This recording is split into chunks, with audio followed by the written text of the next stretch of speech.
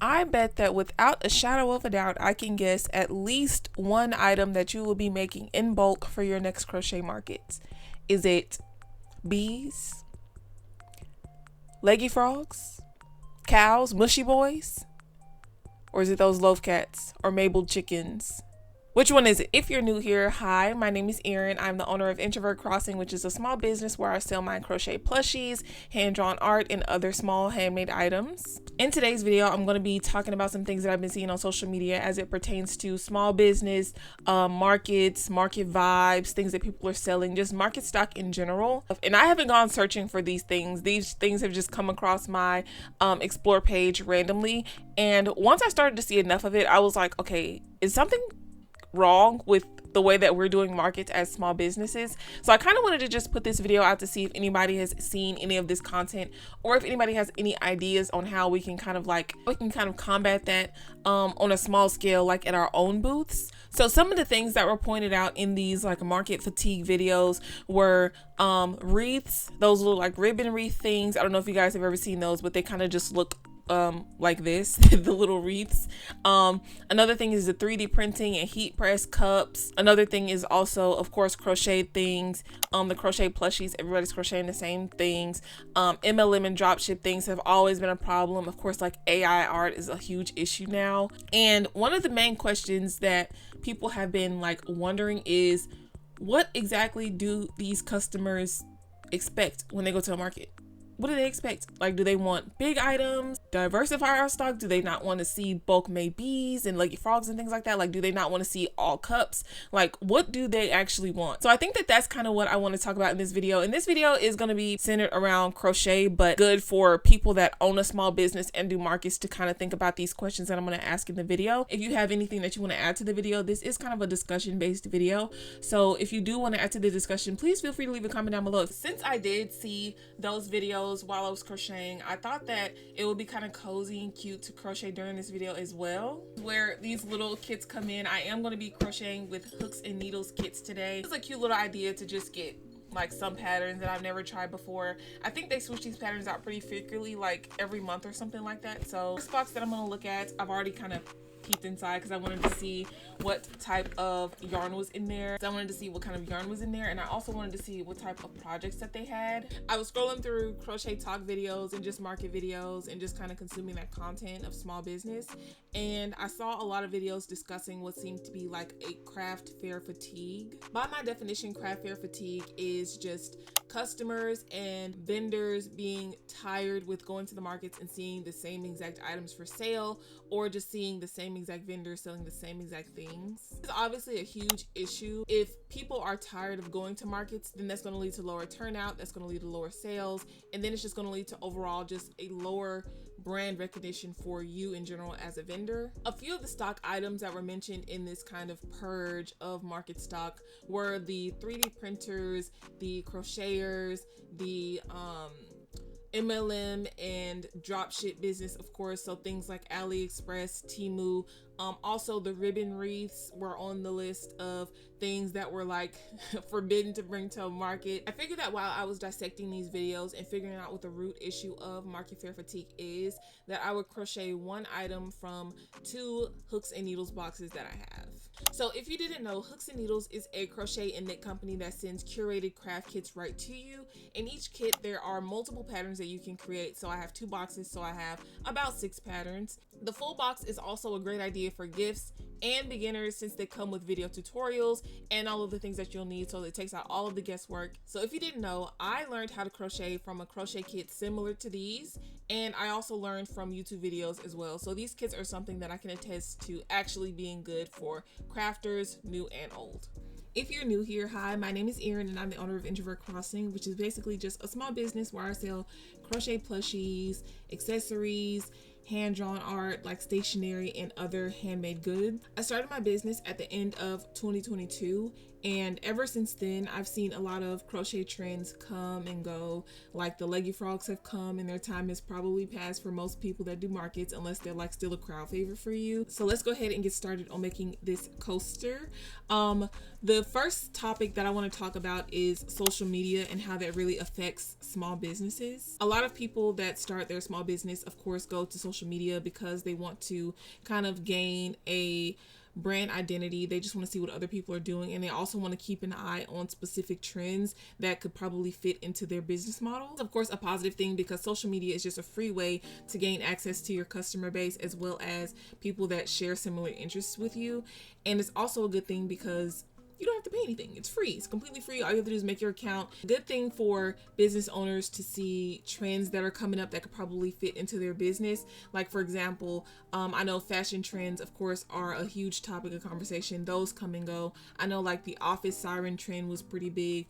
The coquette trend was pretty big. Everything had bows. And when you think about different companies and how they follow those trends, you'll see that a lot of companies do the same things, just like small businesses do. Small businesses also follow trends. We'll all make like the same type of bee. We'll all make like the same type of frog. It's the same thing with big businesses. So it's the same thing, and it's across multiple businesses. You'll see like something that looks similar from one brand to the next. For small businesses, it's very easy to see us because we have such a low level of stock that you can pretty much see everything that we have to offer at these markets.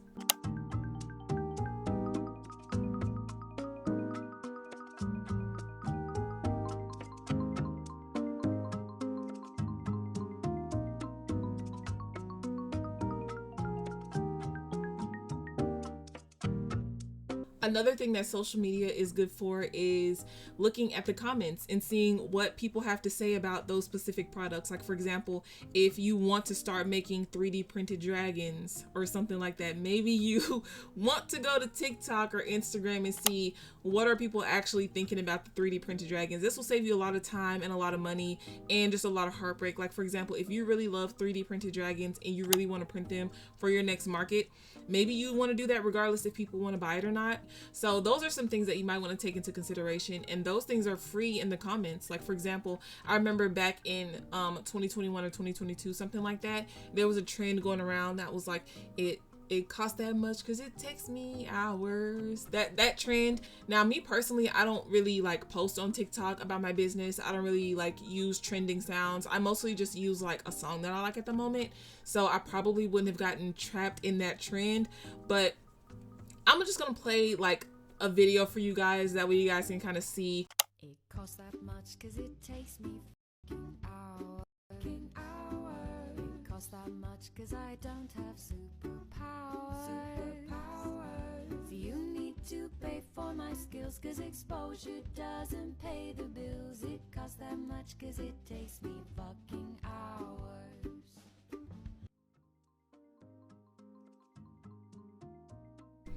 So as you guys can see in that video, that's another one of those small business trends that kind of ran its course and is gone now, which is basically the resin pour anything, like the resin trays, the resin like pyramids, the paperweight. But I don't really see those types of small businesses as it pertains to resin on my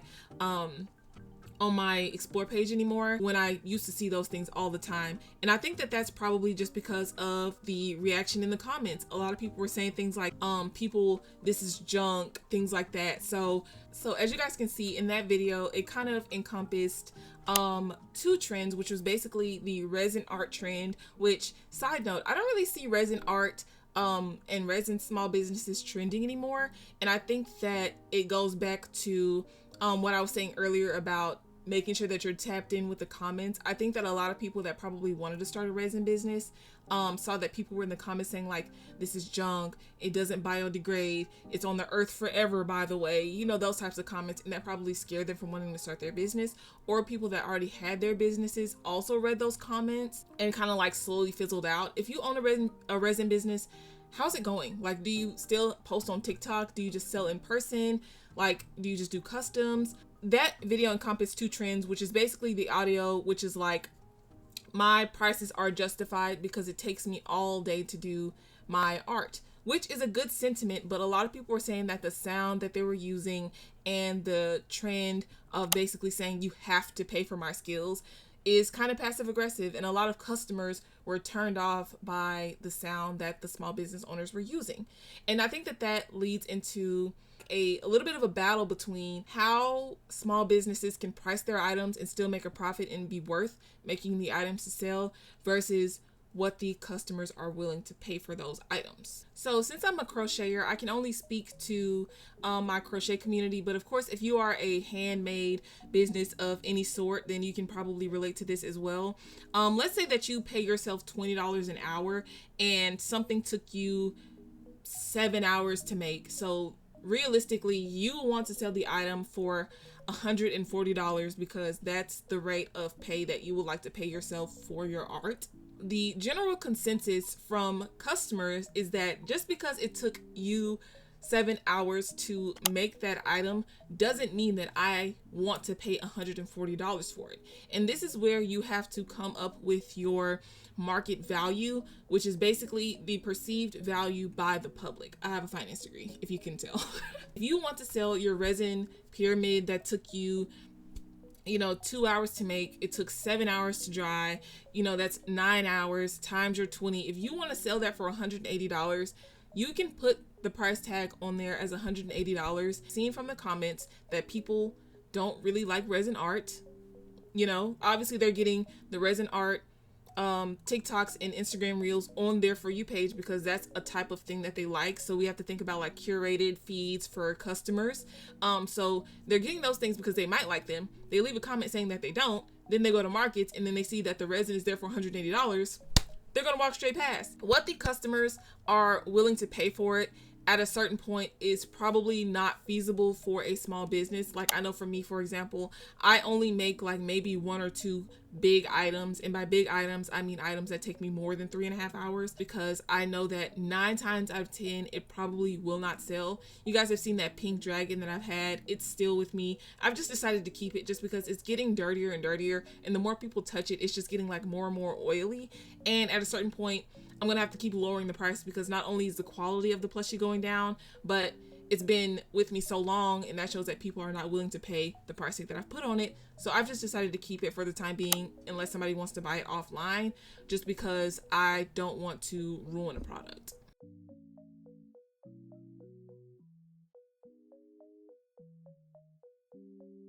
I think that a lot of people would rather use the time that they've used up to make that big 5-hour item. They could have made 10 smaller 30-minute items. So it's a balance between what they could have made with those smaller items, and they probably would have sold those smaller items because they're at a smaller price point, versus the big items that look better, draw in more people, that probably will not sell.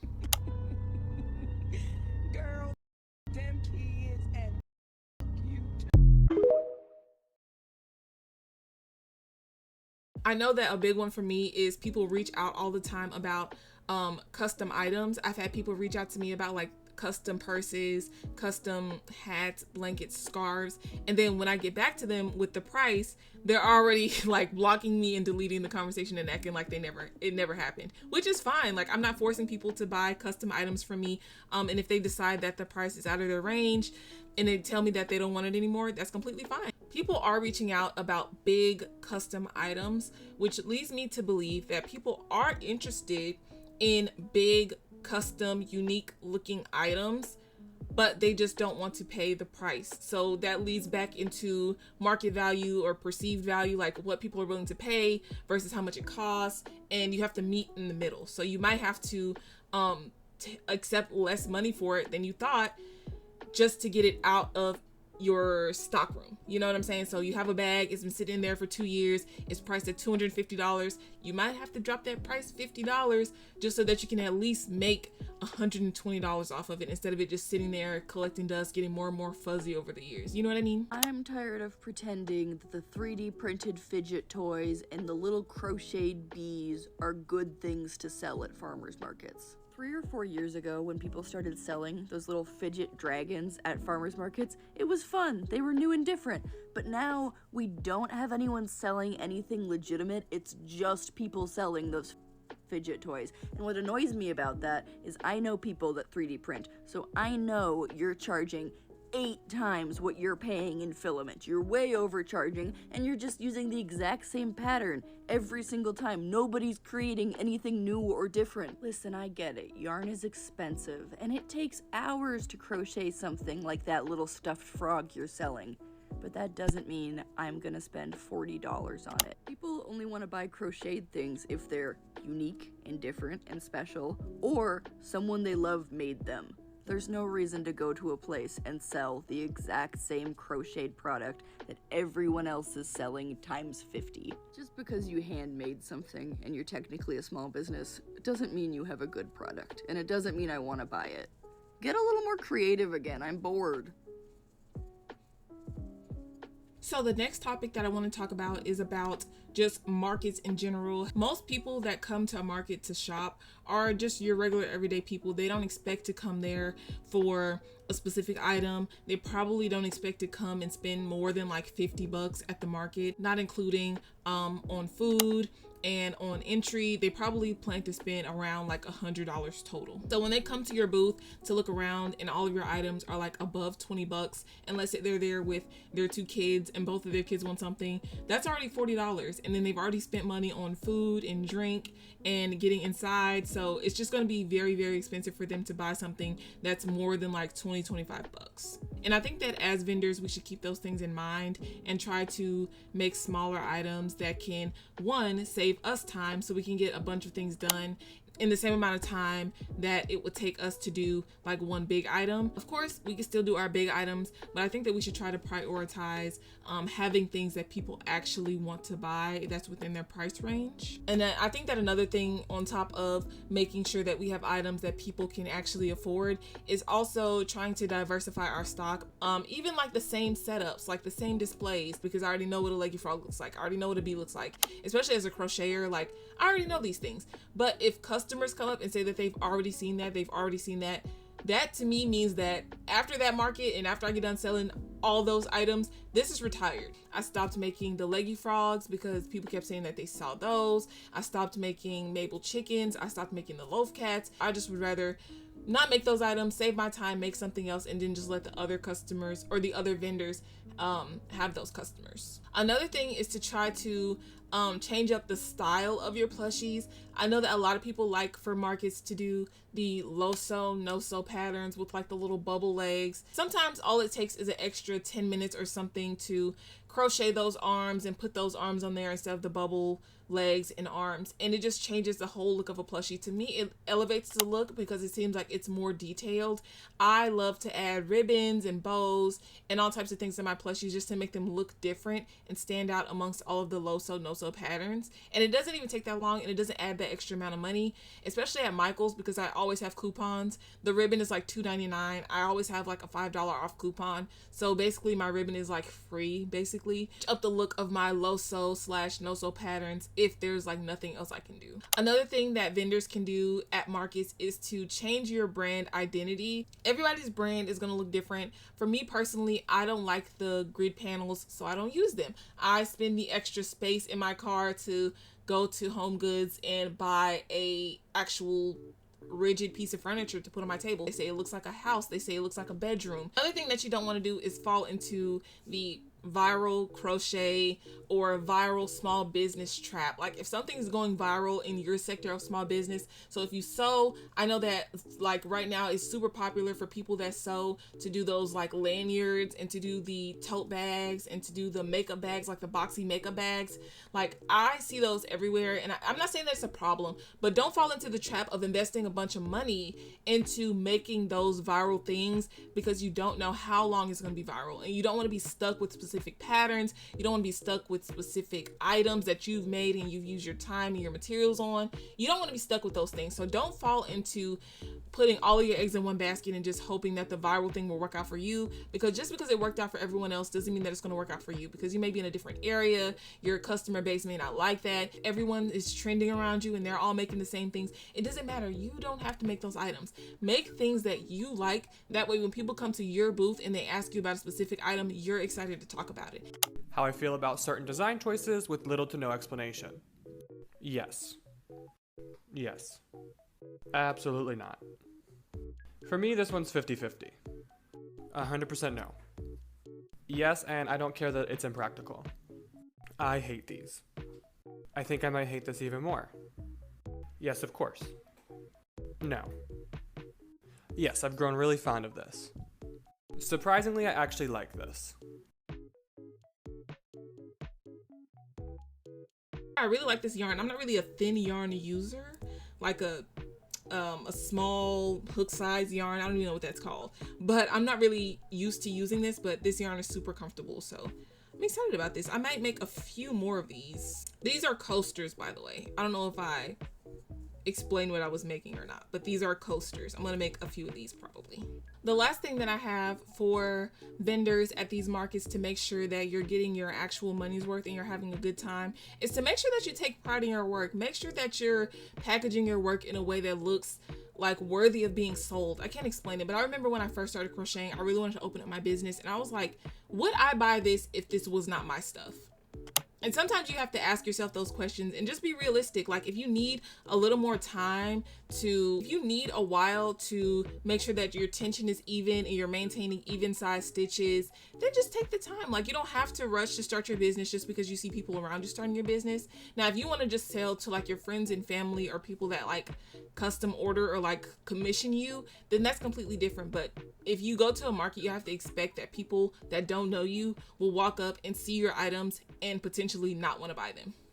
One of the main things that people like from just anybody in general is just to be nice. Like if you see something that you don't necessarily like let's say you go to a booth and their quality is not up to par. I know for the 3D printed dragons, a lot of people in comment section say things like, oh, unsanded edges and they're rough edges. Like if you see that someone's touching your products and they're like, ugh, like I don't like the texture of this, you know, just be nice. Just be like, hey, do you sand your products? Vendors don't feel discouraged and they want to improve their products. So maybe next time you see them, they'll have their edges sanded and you can buy one of their $300 3D printed dragons. Another thing that you should do as a shopper is give recommendations. So if you go to someone's booth and you see that they have a lot of the same things that every other booth has, give people suggestions for what they should make next. If you see a lot of people are selling loaf cats, you should say things like, hey, have you ever tried to crochet a hippo?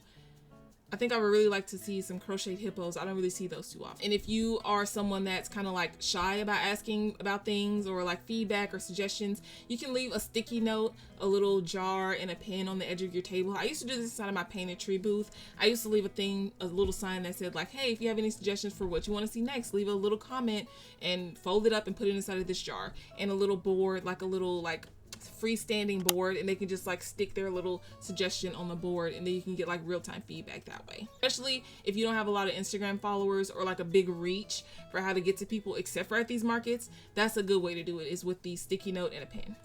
As shoppers, like we really don't want to point out that people are doing the same thing or that we can make it. Like if you can make it at home, that's completely fine. I know that for me personally, I don't really care if people say that they've seen it elsewhere. I don't really care if people say that they can make it at home because I didn't make it. So I'm pretty positive about those things. But I know that for a lot of other vendors, especially if they're new, it really discourages them from wanting to do any more markets. And then the last thing that I want to talk about as it relates to markets is talking about the event organizers. So I think that for vendors, one thing that we can do to kind of protect ourselves against being in markets that don't necessarily suit us is we can make sure that we're doing markets that are juried only. And if you don't have juried only markets in your area, well, first of all, a juried market is where you send in pictures and an application of your products and they either accept or deny you. So they accept you on the basis of you will bring those items that you showed us pictures of, and we will give you a booth, and then you pay your booth fee, and then we will let you in. And then if you don't pay, then someone on the waiting list will get your spot that sells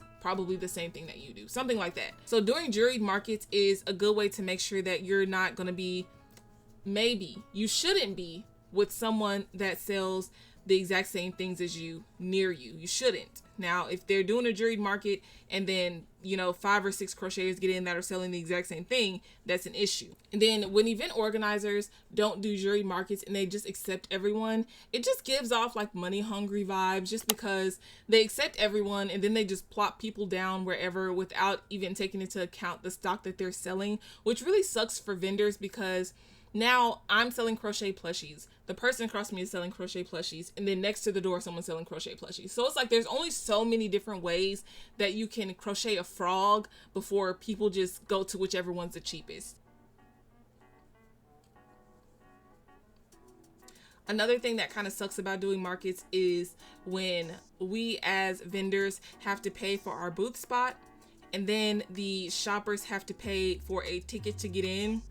and then they also have to pay for the items that they want to buy, it really slows down sales a lot, because by the time that they get there, they've already paid for the ticket, they've already paid for parking, and they're tired. Like, they just want something to eat, they want to sit down, they want to enjoy like the music, and they don't necessarily want to spend extra money on those items. Near all of these like AI vendors and things like that, it really makes it hard for shoppers to like see you personally, because they're like, oh, AI, drop ship, okay, crochet, oh, AI. Another thing that kind of sucks about doing markets, and it's probably why I'm only going to be doing like 2 or 3 markets next year.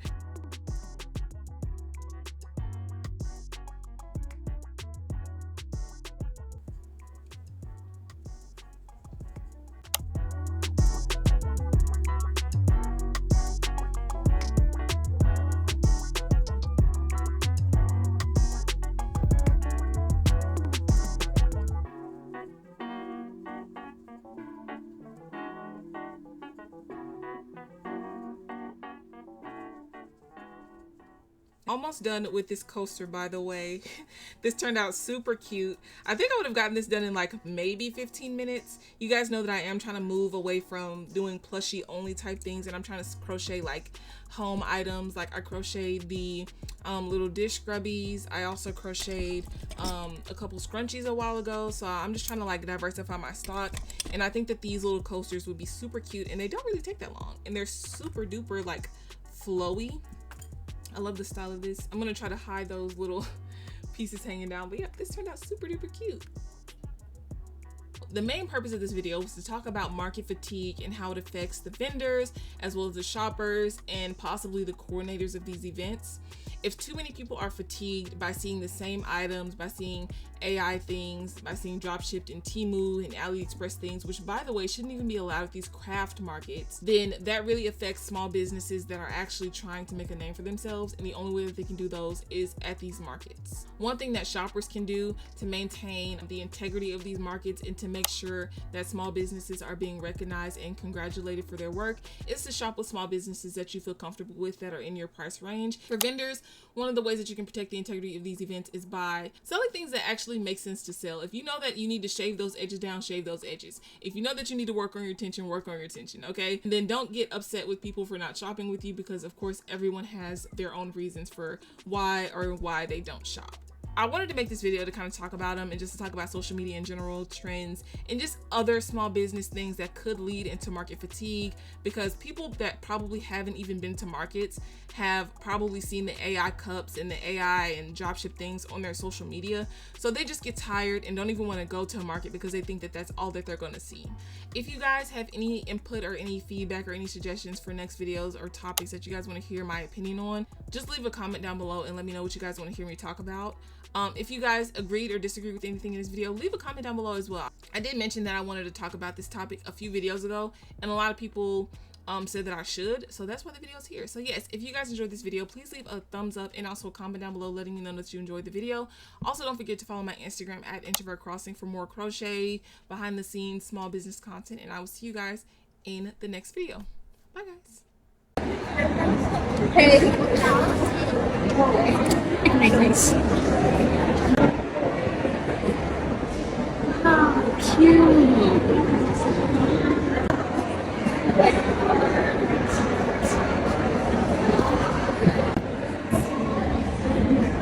Oh my god, this is so cute.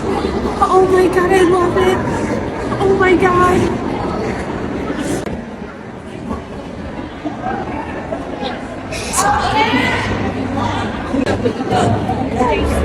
I'll have to double check it. How much are these? $10. How much are these? $20. It's too expensive. I'll take this.